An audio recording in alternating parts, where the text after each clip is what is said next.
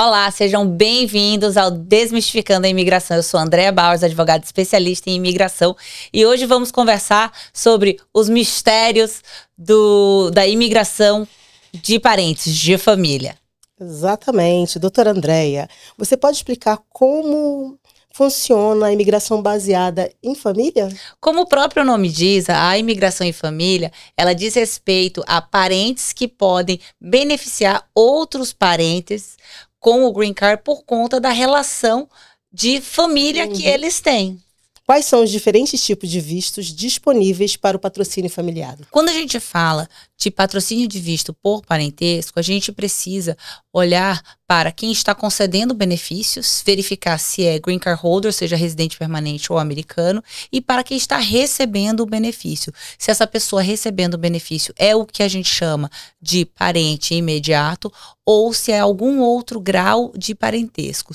Essa diferença vai determinar a forma do processo e o tempo e duração da espera para a concessão desse benefício. E qual seria essa diferença de parentes imediatos e categoria de preferência familiar? Excelente pergunta. Os parentes imediatos são os parentes de cidadãos americanos que são considerados filhos menores de 21 anos e os pais. Para essa classificação de possíveis beneficiários, não existe uma fila de espera para o Green Card.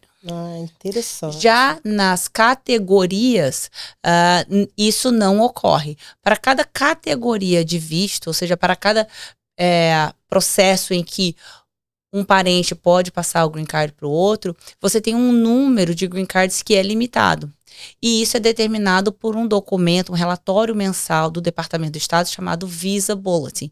E isso faz com que a gente precise guardar um tempo determinado pelo Departamento do Estado para poder fazer o protocolo do pedido de Green Card para aquela categoria. Entendi. E como funciona o processo de petição para patrocinar um membro da família? Depende muito de quem está patrocinando. Os processos eles são diferentes se a pessoa patrocinando é um americano ou americana e se a pessoa patrocinando é um residente permanente. E quais são os desafios mais comuns que as famílias enfrentam nesse processo? O desafio mais comum é entender que existe sim uma diferença quando é um americano ou americana passando um benefício e quando é um cidadão e quando é um residente permanente passando esse mesmo benefício. Como geralmente essas informações elas se proliferam de forma bem geral, as pessoas acabam que confundem as informações. E isso é muito importante, porque, por exemplo, o cidadão americano que vai passar o Green Card para uma esposa e essa esposa entrou com um visto e ficou fora de status, existe aí um perdão imediato pelo fato dela ter ficado fora de status. E o mesmo não acontece com o Green Card holder. Outra informação também que às vezes não é bem difundida é o fato de que sim, a pessoa que tem a residência permanente pode passar o Green Card para alguns parentes, né? Mas os critérios de elegibilidade para esse parente receber esse benefício são diferentes daquele cidadão americano. Entendi, inclusive o tempo, né? Exato. Ok. E qual a importância da assessoria jurídica para garantir esse processo que seja mais tranquilo? São esses detalhes. As pessoas, às vezes elas têm um conceito equivocado que a imigração de família é simples, mas na verdade a imigração de família ela tem tantos detalhes que é muito fácil a pessoa generalizar o benefício e não entender que, como em todos os outros casos de imigração, vai depender muito do caso a caso. Então, é fundamental que o advogado de imigração que você contrate para o seu caso de família entenda de imigração de família. A imigração, como a medicina, ela tem subespecialidades, né? Você não vai perguntar para o seu cardiologista como é que resolve o seu joelho. E da mesma forma, você não vai perguntar para um advogado de imigração que tem o foco ou aprofundamento em imigração de negócios sobre um processo de família. Entendi.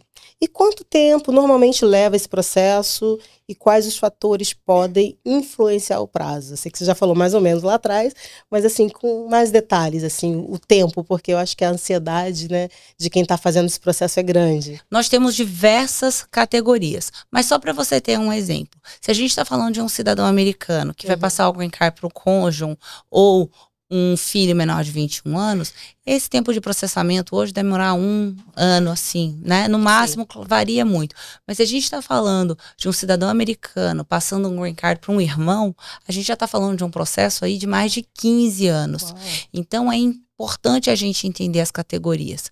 Via de regra, quais são as pessoas para quais um cidadão americano pode passar o green card? Pais, cônjuge, filhos, filhos maiores de 21 anos solteiros, filhos maiores de 21 anos casados e irmãos. Via de regra, quem que um green card holder pode passar esse benefício? Cônjuge, filhos, filhos maiores de 21 anos solteiros e é isso. O green card holder ele não consegue passar o green card nem para os pais, nem para os filhos maiores de 21 anos casados e nem para os irmãos. Entendi. E que conselho você daria para as famílias que estão começando essa jornada? O conselho é realmente buscar um profissional qualificado que seja especialista em imigração, voltado para a família e vínculos de parentesco. Esse tipo de imigração, ela tem uma série de detalhes que, se não observados, pode realmente significar a negativa do processo ou até mesmo da pessoa perder esse direito. Eu gosto muito de trazer exemplos, mas um excelente exemplo é que às vezes a pessoa tem um relacionamento já longo com o cidadão americano e tem filhos menores.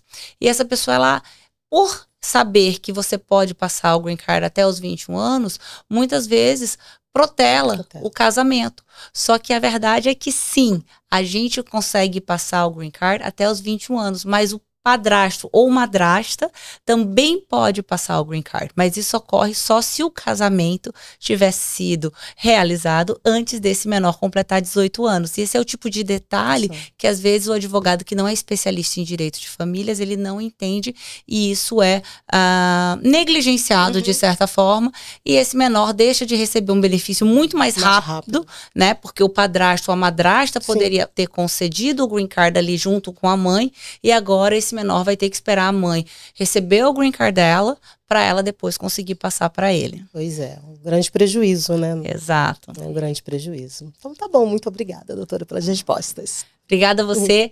Gente, obrigada. Esse é mais um episódio Desmistificando a Imigração. E se você conhece alguém que pode se beneficiar com essas informações, não deixa de compartilhar o vídeo, dar um like, deixar seu comentário.